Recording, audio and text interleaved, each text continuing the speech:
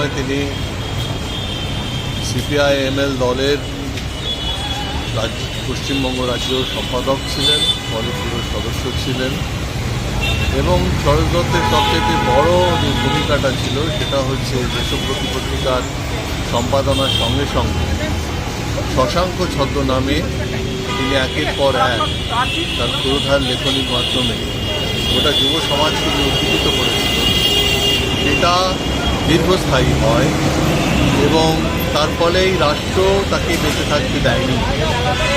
আজকে ৫৬ বছর পরে ভারতবর্ষের রাজনৈতিক মানচিত্রে পরিবর্তন ঘটেছে এবং সেখানে দেখা যাচ্ছে যে সে সময় যে কংগ্রেসি স্বৈরাচারের বিরুদ্ধে গোটা দেশ সেখানে লড়েছিল, কৃষক লড়েছে, শ্রমিক লড়েছে, কৃষক অভ্যুত্থান হয়েছে, ছাত্র যুবরা তারা তাদের লেখাপড়া ছেড়ে তাদের সমস্ত প্রলোভন ছেড়ে দিয়ে গ্রামে গিয়ে কৃষককে সংঘবদ্ধ করার কাজ করেছে।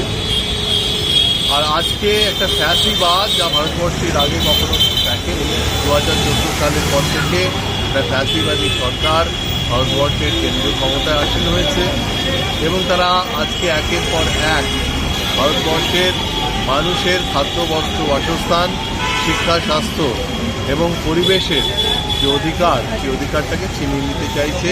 গোটা ভারতবর্ষকে একটা কর্পোরেটের সমস্ত প্রাকৃতিক সম্পদ এবং মানবিক সম্পদ কর্পোরেটের হাতে বিলিয়ে দেওয়ার চেষ্টা করছে। অন্যদিকটা একটা বড় রকম রাষ্ট্রীয় সন্ত্রাস অর্থাৎ এই সরকারের বিরুদ্ধে দাঁড়ানো। কিন্তু দেখা যাচ্ছে এই মুহূর্তে আমরা যখন দাঁড়িয়ে আছি, এবারের ৫৬তম শহীদ দিবসের অন্যতম তাৎপর্য হচ্ছে ঠিক যে ছাত্র যুবরা ৬৮-তে গোটা পৃথিবীতে কাঁপিয়ে দিয়েছিল, যে ছাত্ররা পশ্চিমবঙ্গে প্রেসিডেন্সি কলেজ থেকে শুরু করে যাদবপুর ইউনিভার্সিটি শুধু নয়, গোটা পৃথিবীতে সে বস্টন ইউনিভার্সিটি হোক, হার্ভার্ড ইউনিভার্সিটি হোক, অক্সফোর্ড, কেমব্রিজ, ফ্রান্সের সার্বান ইউনিভার্সিটিতে হোক, এবং তাদের সঙ্গে বামপন্থী বুদ্ধিজীবীরা একসঙ্গে রাস্তায় নেমেছিলেন, অর্থাৎ একটা প্রতিষ্ঠান বিরোধিতার যে বিরাট অভ্যুত্থান ঘটেছিল। আজকেও এই গোটা পৃথিবী জুড়ে যে দক্ষিণপন্থী ঝোঁক এবং তার মধ্যে ফ্যাসিবাদী শাসকদের উত্থানও ঘটেছে, এটা সত্যি। তার বিরুদ্ধে জনগণ লড়ছেন।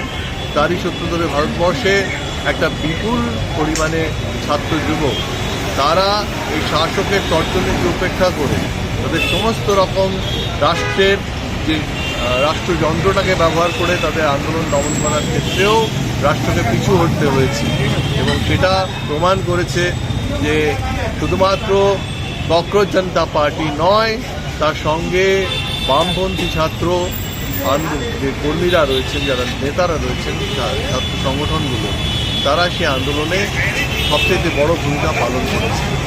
আবার নতুন করে ভারত যাচ্ছে এবং এটাকে আমরা বলি যে আবার সেই ৬৮-র মতন 68 মোমেন্ট ভারতবর্ষে আবার এসেছে, গোটা পৃথিবীতে এসেছে।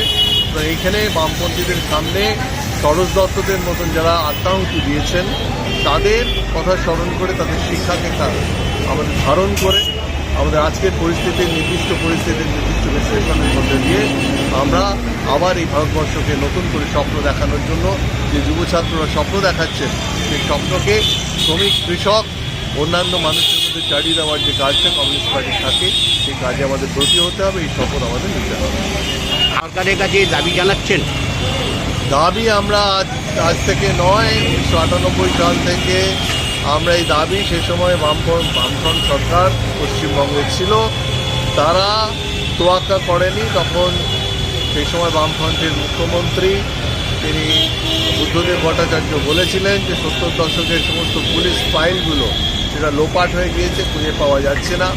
আমরা কলকাতা হাইকোর্টে মামলা করেছি, আমরা সেই মামলাকে সুপ্রিম কোর্টে নিয়ে গেছি, কলকাতা ডিভিশন বেঞ্চে নিয়ে গেছি, কিন্তু সেখান থেকে কোনো রকম বিচার আমরা পাইনি।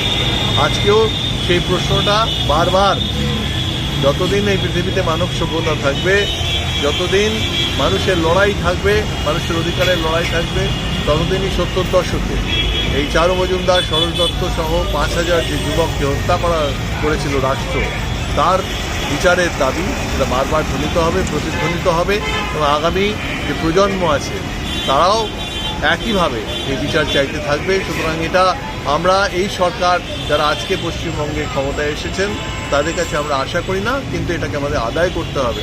এটা শুধুমাত্র আবেদন নিবেদনের উপর নির্ভরশীল নয়, এটা আন্দোলনের উপর নির্ভরশীল। একটা বিরাট জনজোয়ার, সেই জনজনের মধ্যে দিয়ে শাসককে বাধ্য করতে হবে বিচার করতে। সেই দিন সামনে আসছে, তার বিভিন্ন লক্ষণ দেখা যাচ্ছে, সেগুলোকে আমাদের সংহত করতে হবে।